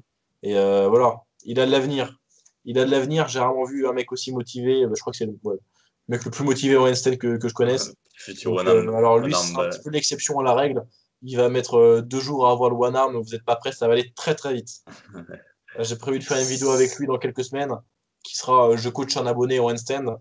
Mais je pense qu'en quelques semaines, il sera tellement fort que ce sera un abonné me coach en handstand. Ça Un tourne abonné mal. débutant me coacher, ça tourne mal. Ce sera un emoji choqué, là, les emojis C'est avec les deux énorme. mains de chaque côté du visage. Oh comme ça. C'est énorme. C'est pas énorme. Ça sera la vidéo avec Antoine, du coup. Donc merci. Merci Antoine. Et bientôt, ce sera lui le meilleur hand balancer du monde. Excellent. Ah, et ensuite, on a Thibaut. Thibaut qui demande. Thibaut Bach, qu'on a vu sur le podcast 1 ou 2 fois. Ou alors, je sais plus, c'est lui qui nous avait reçu. Martin Strong, il nous a déjà reçu. Ah, donc, Un bon Thibaut ami à Bach, moi. qui est l'haltérophile. L'haltérophile. Powerlifter aussi. Il fait Qui depuis envoie un des peu strongman. très, très, très, très C'est costauds. c'est un roux très costaud, très fort. Grosso modo, c'est tout ce que vous devez savoir. Vous devez aussi savoir que il fait des études de kinésithérapie. Un roux. Non, de base, il est blond, mais il y a une barbe rousse. Ah ouais? Ça va. Ouais. Il excuse, le frérot. Et il demande à quand un retour de Morgane en Belgique pour une grosse bouffe, slash pizza, avec ou sans ananas. Ça, c'était sa deuxième question, normalement. Ah ouais? Ok. D'abord, il y avait Déjà, à quand un retour de Morgane en Belgique? Eh bien, je reviendrai à l'occasion de la NPSC. D'ailleurs, apparemment, il y aura la NPSC et une autre compétition. J'ai pas compris. Ou alors, c'est pas le même nom. team belge, là. Je suis pas encore au courant de ça. On n'a pas Je sais encore plus ce que m'a dit discuté. Albert. Bref, ça tourne Ouais, dans les mal. coulisses. On va pas. Mais il y a une team belge qui se prépare. Ça, je suis pas trop au courant, mais la NPSC, normalement, se fera encore en 2021, en février, dans Donc, ces voilà. alentours, dans ces eaux-là, en principe. Je serai en Donc, février, mars, en Belgique pour mettre des muscle-up à 2,5 kg comme l'année dernière. ah non, là, cette année, là, tu as passé les 10 kilos, ça Ouais. dips les 100 parce que tu vas y arriver. Ah, les 100 en février, je sais pas, mais du moins, j'aimerais bien taper 80-85, ce serait cool. Je pense On que verra. Ensuite, pour la c'est bien traction, parti. j'aimerais taper la traction à 50. Et le squat, ah bah, les gens ne le savent pas, mais j'ai payé en squat à 160 kilos là, il y a quelques jours. Voilà. Ah, yes. C'est en exclusivité pour les gens qui ont regardé, ou plutôt écouté les 1h20, 1h30 de podcast. Voilà, c'est la castagne. Mm. Et d'ailleurs, je sortirai une série de vidéos qui s'appellera Road to. Bon, normalement, c'était Road to 170 kg squat, mais je progresse beaucoup trop vite, donc ce sera Road to 370 kg squat. Donc, pour répondre à Thibaut, je serai là en Belgique en février/mars. Et oui, pour une grosse bouffe, pour bien refaire les stocks de glycogène. C'est tout à fait mon excuse pour être boulimique et obèse. Et pizza avec ou sans ananas, plutôt sans, mais je suis tolérant, je respecte tout le monde. Tolérant. Que vous mangiez votre pizza avec ou sans ananas, on est ensemble les frérots. Ouais. Moi, je dirais 100, mais Pareil, tu pourquoi acceptes pas? les mangeurs d'ananas sur la pizza? J'accepte, ouais. Ça me dérange pas qu'il y en ait à ma table, mais en tout cas, sur la mienne, il n'y en aura pas. Et encore, on Ouais. dit ça parce que là, ça tourne. On dit ça pour être politiquement correct, pour garder les abonnés qui mangent de l'ananas Ouais. sur leur pizza. Parce que si on le Mais en disait, ils se réalité, désabonneraient et ça ferait mal. Ça ferait vraiment mal. ou alors on peut dire la vérité, mais il faut faire un disclaimer. Il faut dire que ce que pensent Alexandre Antrobowski et Morgan Merlot ne reflète pas le mode de pensée du Calisthenics Podcast. Et c'est parce que ouais, si on dit ce qu'on pense, YouTube va, va fermer notre chaîne. On va se faire censurer, ça tourne mal. On va se faire striker, putain. Ok, ok. Ah, c'était Voilà, un long c'était tout pour ce épisode, hein. podcast qui a duré environ 2 jours. J'espère que vous n'êtes pas mort déshydraté, parce qu'en 48 heures, on peut faire pas mal de dégâts quand même. Pensez à boire de l'eau, j'adore l'eau. Ce podcast tourné à 22, jusqu'à 22 h du soir. C'est ça qui est bon. À très bientôt, mesdames et messieurs. As-tu une dernière Allez, information à divulguer? ben, on se retrouve pour l'épisode 26 Ce prochainement. sera dans belle lurette, je ne sais Ouais, pas. En donc ça, tout cas, ça c'est pour le prochain une épisode, information. posez un peu moins de questions. Ok. Non, bah c'est bien. Franchement, Non, c'est là, bien, ouais. on est J'espère content que d'avoir eu des très bonnes questions. vous avez été nourris de notre savoir et de nos pizzas sans ananas. Allez, à toutes. À très bientôt, mesdames et messieurs.